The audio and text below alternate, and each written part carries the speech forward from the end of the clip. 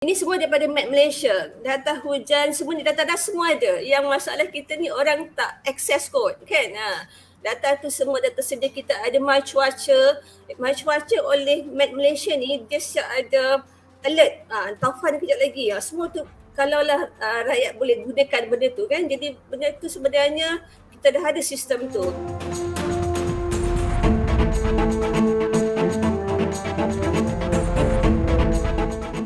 Ikutkan kalau selalunya bulan Disember memang Pantai Timur yang akan mengalami banjir dan hujan lebat, tetapi seperti yang telah diberitakan juga oleh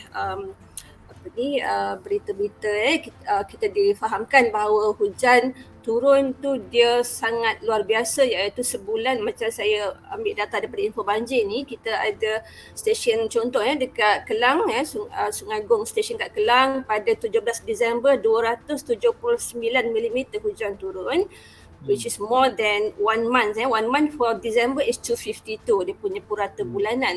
Tapi 17 Disember dia turun 279. 18 Disember dia turun 302 mm. So 2 hari hujan berturut-turut yang sangat lebat So the land saturated dah tepu, dan itulah antara punca penyebab utama saya rasa banjir yang sangat macam luar biasa ni. Setelah itu bercakap tentang ramalan ni kan, kita ada dua ramalan ramalan hujan dan ramalan banjir.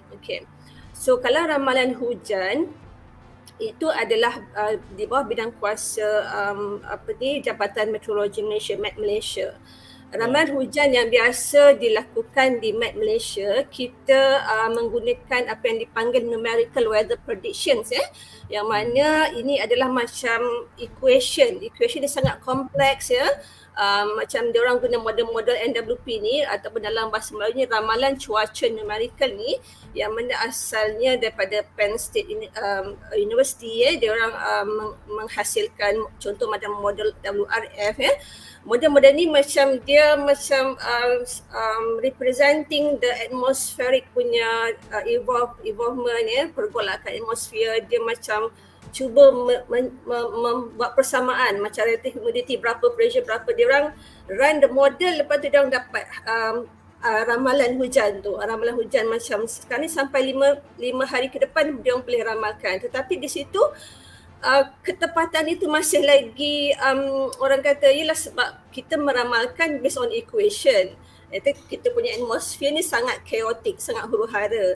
Lepas tu kita input kepada equation itu pula adalah daripada data-data yang sedia adalah. Contoh macam inputnya untuk kita run kan kena ada input tu, data macam satellite data, buoy punya data current punya boundary condition lah, supaya this boundary condition data ni pun tak semestinya tepat, dan kadang-kadang bila dia run tu ada error. Sebab itu bila ramalan ni Met Malaysia kadang mengeluarkan hujan lebat merata-rata gitu kan. Dia macam ramalan tu bersifat agak lamsam gitu, agak macam kualitatif lah saya katakan kan. Jadi dia itu ramalan sementara kalau ramalan hujan, ramalan banjir pula adalah di bawah bidang kuasa Jabatan Pengarah Saliran yang mana di sini dia sama ada kalau dulu kita kalau buat ramalan banjir macam paras air dah meningkat.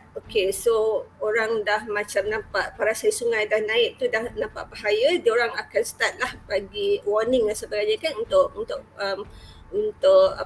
amaran banjir awal kan.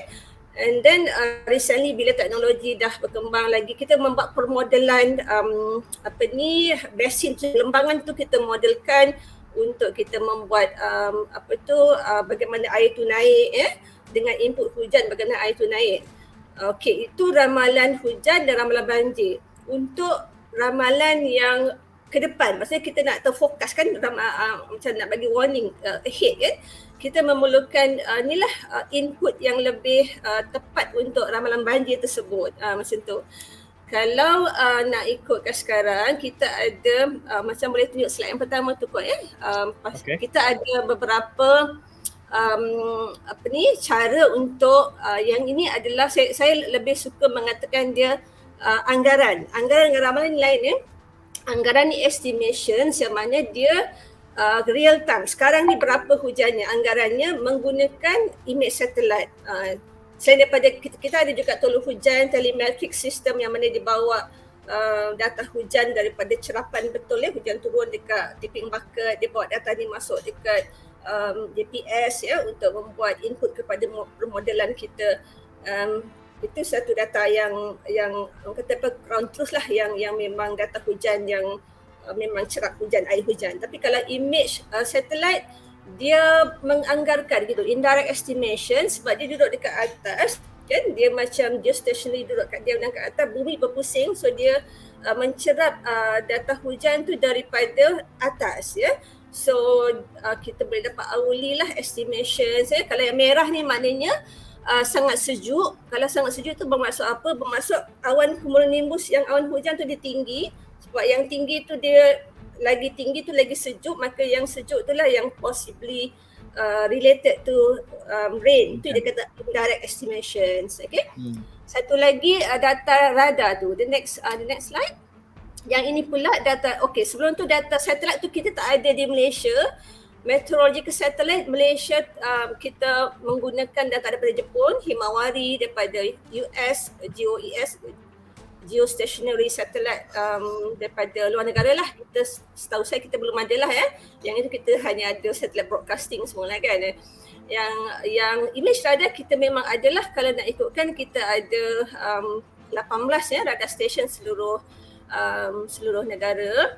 Dan image radar ni pun anggaran, quantitative precipitation estimations. Dia bukan forecast lagi ya. Dia bukan meramal ke depan. Dia masa tu hujan, masa tu dia bagi kita data. Ini contoh data radar semasa hujan lebat. Nampak tak yang dekat tepi ni Kelang River Basin di sini kan? Saya tunjuk arrow saya, tapi saya tak pasti viewer nampak bagaimana. Kalau penonton boleh lihat di tepi Kelang River Basin yang dekat Sumatera ni kan, memang terang, memang agak tinggi hujannya pada ketika itu kalau digambarkan oleh radar ni. Dan itu salah satu lagi cara untuk kita mendapat data hujan. Okey. Satu lagi, boleh pergi ke next slide. Ini semua daripada Map Malaysia. Data hujan, semua ni data semua ada. Yang masalah kita ni orang tak access kod kan. Data tu semua dah tersedia, kita ada my cuaca. My cuaca oleh Map Malaysia ni dia siap ada alert. Taufan kejap lagi. Semua tu kalaulah rakyat boleh gunakan benda tu kan. Jadi benda tu sebenarnya kita dah ada sistem tu. Cuma kalau kalau nak baiki lagi tu kita canggihkan lagi boleh lah kan. Tapi masalahnya sekarang how many of us are actually using the apps that we have been developed kan. And then yang ini contohnya, ini kita gabungkan ramalan dengan estimations ya. Yang ini Map Malaysia dia boleh fokus ke depan hujan. Mereka membuat satu menggunakan model daripada South Korea kalau tak salah, visual model kan. Dia gabungkan radar tu, dia boleh buat advection, dia gerak-gerak ke depan campur dengan NWP punya. Tadi ada NWP ramalan 5 hari ke depan kan. So dengan ini juga satu teknologi barulah kalau kita boleh explore dan gunakan dia, but still macam saya sebut tadi, dan NWP sangat orang kata apa, uncertainty tu agak tinggi. Jadi kita kena cari jalan lah bagaimana kita nak memperbaiki lagi data-data input ni untuk jadikan ramalan hujan yang tepat sebelum masuk kepada ramalan banjir tu. Okay? Yeah. So gitu. Itulah basically cerita dia. Okay.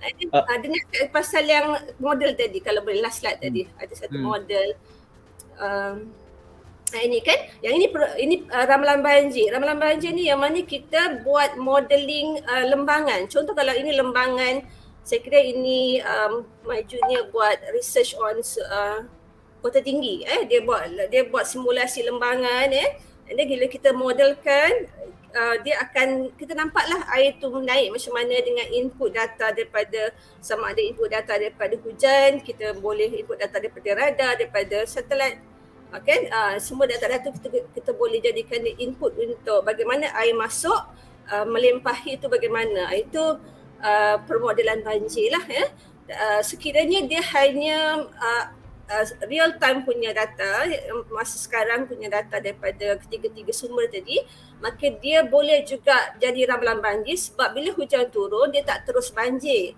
Hujan turun, bila hujan turun dia akan spreading throughout the basin kan. Bila hujan turun satu point tu, dia another point tu dia tak gather lagi. So bila semua dah gather, all the rainfall have gathered in your catchment, dia akan bila dah semua gather tu dia banyak lainnya. The peak flow is when all the water dah gather tu lah ya.